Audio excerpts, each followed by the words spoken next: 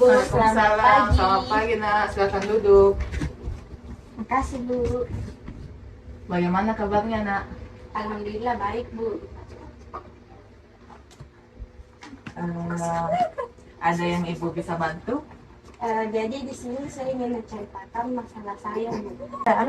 Jadi baik kamu bisa menyampaikan apa menjadi masalah kamu, dan itu akan menjadi rahasia ibu karena ibu terikat oleh kode etik, dan rahasia yang kamu sampaikan ibu tidak akan ibu sebarluaskan kemanapun. Jadi begini Bu, saya mengalami kesulitan belajar dan akhir-akhir ini saya merasa sangat sulit untuk belajar sehingga mempengaruhi nilai saya. Oh jadi Nak Sira lagi akhir-akhir ini merasa kesulitan belajar dan merasa nilai-nilainya kurang memuaskan di setiap mata pelajaran. Iya Bu, saya benar-benar merasa bingung. Terkadang saya juga merasa malu kepada teman sekelas saya. Apa yang bisa menyebabkan Nak Sira merasa malu kepada teman-temannya? Saya malu kepada keadaan saya Bu. Bahkan hari ini teman-teman saya itu merasa kecewa kepada diri saya sendiri karena teman-teman saya mendapatkan nilai bagus sedangkan nilai saya jelek. Jadi apa yang biasa Nak Sira lakukan ketika merasa kecewa dan tidak terima dengan keadaan Nak Sira sekarang? Saya lebih banyak di kelas Bu. Saya juga minder kepada teman-teman saya dan saya juga banyak melamun. Jadi dengan kamu menjauhi teman-teman kelasmu dan menyendiri di kelas, apakah bisa membuat perasaanmu lebih baik atau malah menambah keminderan dirimu terhadap teman-temanmu? Tentu saja tidak Bu. Saya takut ketika saya tidak bisa menyeimbangi kepintaran teman-teman saya dan saya juga merasa takut ketika saya tidak bisa mengikuti pelajaran dengan baik. Jadi kan dari beberapa permasalahan yang Nak Sira katakan seperti kesulitan belajar, mendapatkan nilai yang rendah, terus merasa tidak seimbang dengan teman-teman Nak Sira, manakah permasalahan yang paling mengganggu keseharian Nak Sira sekarang? Sebenarnya semua Bu, tapi yang paling mengganggu itu adalah kesulitan belajar. Saya takut akan masa depan saya dan juga mengecewakan orang tua saya. Baiklah Nak, kamu sudah bisa memahami apa yang menjadi permasalahan utama yang Nak Sira alami. Ya Bu, saya sudah paham, tapi terkadang saya bingung apa yang harus saya lakukan untuk menghadapi permasalahan ini. Sekarang begini Nak, kan tujuan Nak Sira sekolah itu untuk menjadi orang yang sukses dan mengejar cita-cita Nak Sira. Iya Bu, itu memang tujuan saya untuk mencapai cita-cita saya dan menjadi sukses. Jadi jika itu permasalahan Nak Sira, Ibu memiliki beberapa cara ataupun beberapa alternatif solusi yang mungkin Nak Sira bisa lakukan untuk permasalahan yang Nak Sira alami sekarang. Iya Bu.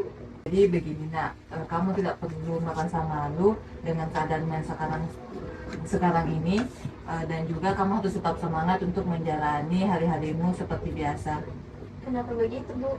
Coba deh pikirkan sekarang, Nak Sira sekarang bisa sekolah dengan baik, sedangkan banyak anak-anak di luar sana yang tidak bisa melanjutkan pendidikannya karena berbagai faktor. Iya Bu, yang Ibu sampaikan itu memang benar. Ibu yakin kamu bisa mewujudkan tujuan dan cita-citamu. Jangan merasa malu dan minder terhadap teman-temanmu. Iya Bu, saya akan melakukan apa yang Ibu katakan. Tapi bagaimana Bu saya menghilangkan rasa malu saya? Cobalah Nak untuk mencoba bergaul dengan teman-temanmu dan jangan menarik diri ketika di dalam kelas. Cobalah untuk bergaul dengan teman-temanmu di dalam kelas. Baik Bu, saya akan mencoba melaksanakan saran dari Ibu. Tapi mungkin butuh waktu yang cukup lama Bu. Ya memang Nak, semuanya itu butuh waktu, tidak ada yang instan, semuanya harus melalui proses yang panjang. Iya Bu, sekarang saya sudah mengerti apa yang harus saya lakukan Bu. Memang harus begitu Nak, cobalah untuk merubah gaya belajarmu.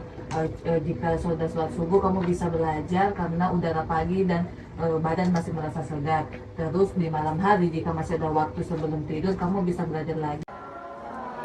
Berdasarkan proses konseling yang saya amati, menurut saya proses konselingnya sudah berjalan dengan baik.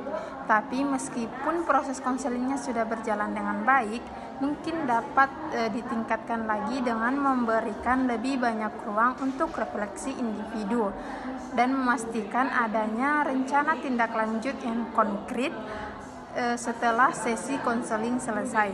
Mungkin itu saja dari saya, terima kasih. Baik, pada proses konseling yang telah kami lakukan, saya berperan sebagai observer. Nah, menurut saya proses konseling ini tampaknya telah mengikuti tahapannya dengan baik.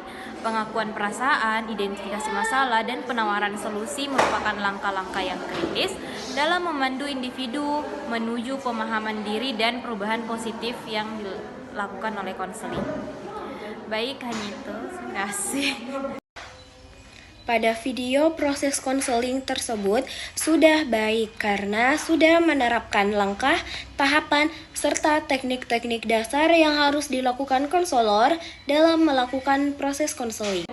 Berdasarkan proses konseling yang saya amati, di mana konselor telah menunjukkan kesinambungan yang baik dari tahap pengenalan masalah hingga penawaran solusi. Namun, penting untuk memastikan pembangunan hubungan percaya yang lebih dalam dan membuka ruang lebih banyak bagi ekspresi emosi klien. Evaluasi progres secara berkala dan kolaborasi dalam merancang langkah-langkah tindakan selanjutnya juga bisa memperkuat efektivitas konseling ini.